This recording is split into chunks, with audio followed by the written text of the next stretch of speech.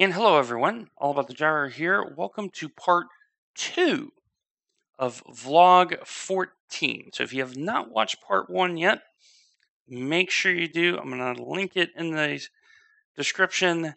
And if I remember to put a card up, I'll put a card up. So in this part, I'm going to share with you why I've chosen the 5 series that I have. Those 5 series are the Formula V, Formula Renault 2.0, the IMSA Michelin Pilot Challenge, GT3 Fixed, and VRS.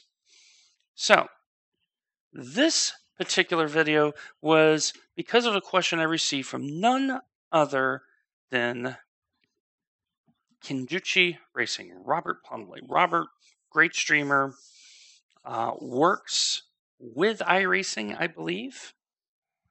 Correct me if I'm wrong. Overall, nice guy. And he asked me during, like, Dwayne, how do you figure all this out? You know, I have a certain amount of time. I want to fit stuff in. How do I do it? So I'm going to show you the method that I use every season, and it starts right here. Now, you have seen this in a previous video on the channel, but now I'm going to tie it all together. Notice I have a color legend in the upper left: Blurple, green, yellow, orange, red, black, gray, from best to worst. And I picked all the series I had interest in racing. So as you see, Formula V, I think you're going to have high participation, high personal interest, good desired community levels. For me, I have a metric of, since I stream, I want my content to be distinctive versus other individuals. And then you get the it factor. Most would probably agree, okay, Formula V, it's new, it's free, it's going to be a slower skip. And I could easily see the skips losing some participation to the Formula V because I expect the split sizes to be similar to that of the rookie Mazdas, where it's capped at 12. You're going to have very good racing, and it's 12 minutes a race. So your total time cost is 23 minutes in and out the door. The other argument that can be made is it may help Skippy participation, because after you do Formula V, you now have about 20 minutes or so to get ready for the Skippies. So I'd be very curious to see, considering that the Skippies have lost over 6% of their participation. So carrying on, as you see, I had Formula Renault 2.0, the new Spec Racer Ford got consideration, Indy Pro, IMSA Michelin Pilot Challenge, Porsche Cup, F3, and the rest, as you see in the left column. So you have to score this.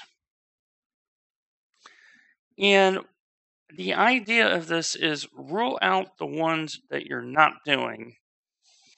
And in this first wave, I ruled out anything that was orange, red, or black. So this is where I came to the conclusion that IMSA was not going to be a good fit. Because even though I have a high personal interest level and great participation, the desire is lukewarm, and it just was missing out. And at the time of recording, I'm supposed to get one of the top 3 slots for that certificate. And what's not listed here is the schedule. The schedule is terrible for IMSA next season, and IMSA has taken a 35% hit this season. Same thing with GT Endurance. Notice lots of red for low scores. LMP2 Fixed, it's an unknown, so that makes me very risk adverse. But you get the idea. Now, you do your time plan. So this is all the series, with the exception of VRS. Oh, I did put VRS in here. So it's actually LMP2 Fixed. LMP2 Fixed runs on the opposite hour of GT Fixed. So what you do is you notice I have one color that these are the times every 15 minutes. Work in 15 minutes, your life will be easier. And so now I know that LMP2 fixed. So I'm going to copy that, and I'm just going to put that right there. And now you start filling in your schedule holes. So you have done your research. This is based on local time here in Nashville. So do this part in local time. You know how long races are going to run, and that is your race length plus your quali plus your 3-minute warm up. Whatever that time number is, round up to the nearest quarter of the hour, and that's what generates all this. So the next thing you do is you look at this and go, which of these series run at the same time? Because that is a series that's going to have conflict with one another. And you'll notice here, here, here, here, all start at the same time. Sorry, I missed that. Could you say it again,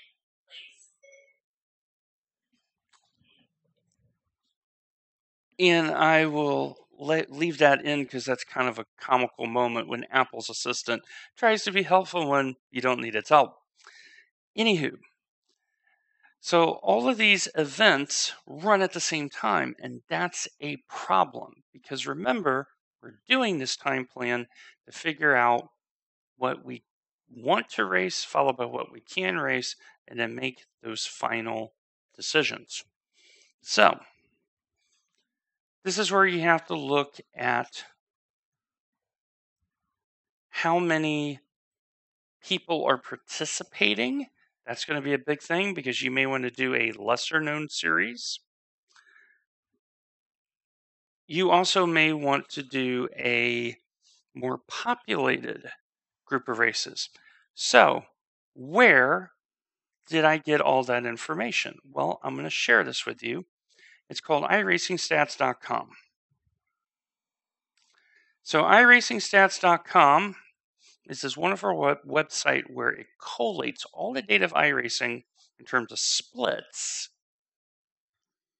And then it tells you for both the current week. So if I click on current week here, it will more often than not, it's not perfect, but more often than not, it tells you what circuit they're on, which is nice. But it also tells you the average number of racers per race slot.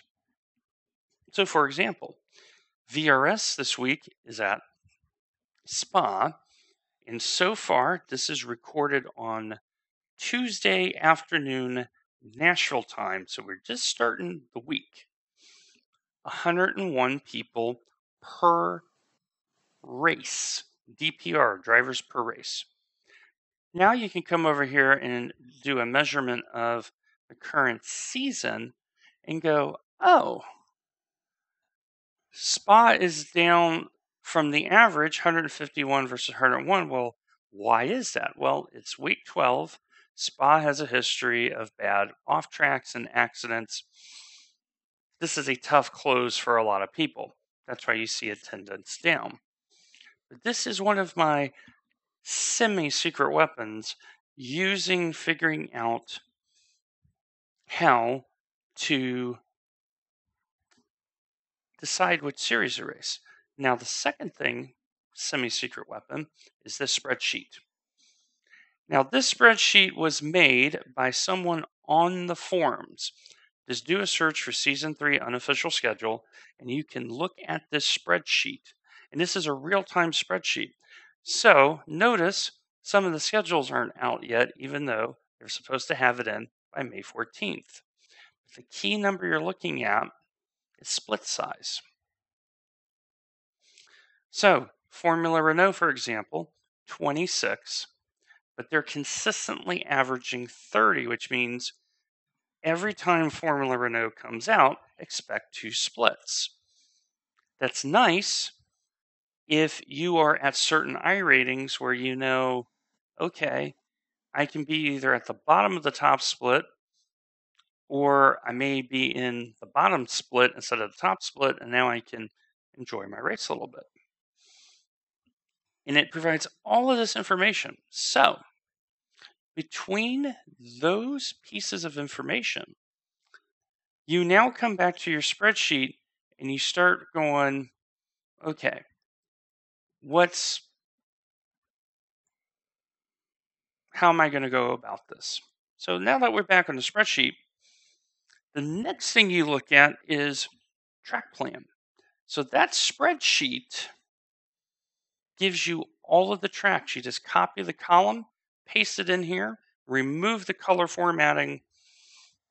Notice I have most, if not all, of my split information in here.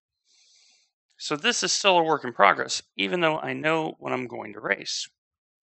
Notice I've color coordinated the series just like I did before, where I'm making decisions. So I start looking at tracks going, okay, what could be easy? What am I going to race? Notice I put in, okay, I got family coming in mid-season. So my season kind of in the middle may get paused because I'm hanging out with my folks. So some of these circuits are color coded. So orange, major problems. Yellow could be major problems. Red, we are not racing. And so you start filtering this down. And what happened is this is how Indy Pro got removed. So this is the Indy Pro line, line 4. So I have a low split potential. It's going to be one split. So my family's going to be here. They got the Nordschleife at the end, and I don't own Iowa. And technically, I don't own Gateway, but because I was looking at trucks, I would have to buy Gateway. So this is how this ruled out this particular thing. VRS is going to be challenging all the way through. In Porsche Cup, they have the Chicago Street Circuit they're planning to race. And so you get the idea of looking at all of the things, and this is how I determined that these 5 series here that you see in Blurple are the ones that I'm going to race, with the exception of LMP2 fixed. We now know we're not going to race that, so we put that in red. And voila, you are good to go. So all the blurple in this one green, and that is how I determined the 5 series. Now, the beautiful thing about this sheet is once you've determined what you're going to race, what you can do is you can come in and you can start deleting the things that you're not interested in. I use delete all. Notice I don't use Excel. I use something called Plan Maker, which is a variant. And I just come in and I just start taking care of it, and you get it organized in the way that you so like. So we're going to go ahead and do that now. And what you do is you get it nice and tight.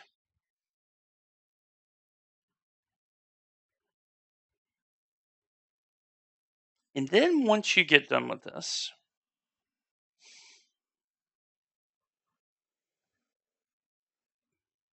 the next thing you'd have is you have your track plan becomes your scoring spreadsheet.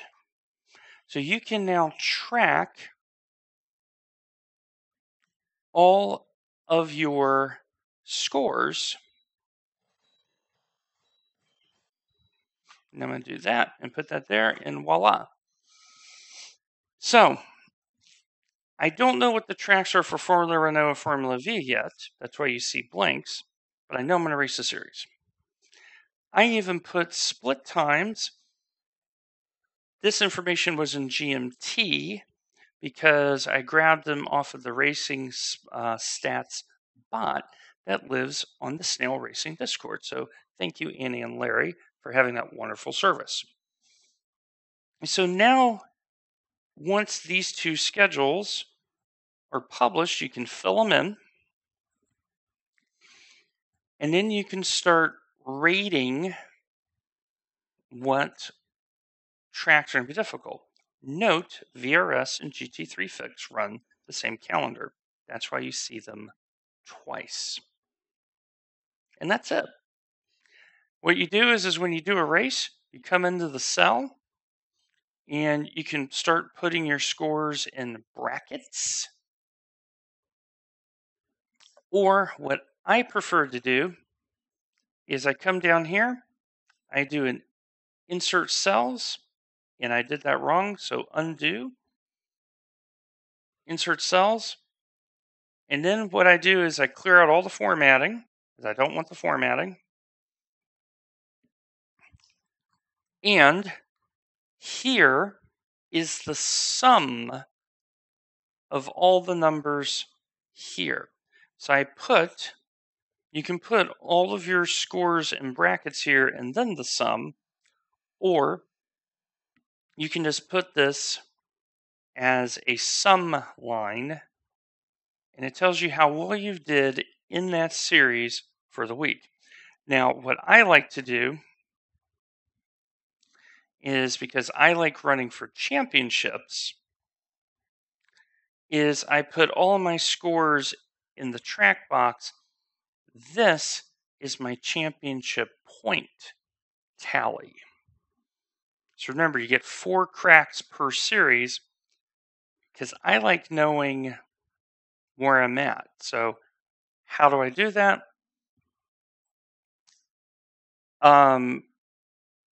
You can put brackets, you can reference the website, it'll tell you the championship points.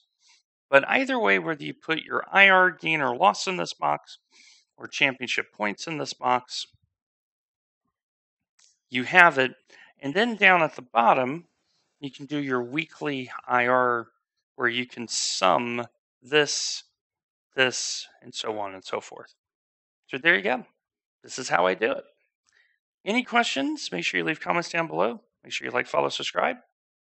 Take care of yourself and take care of one another. God bless.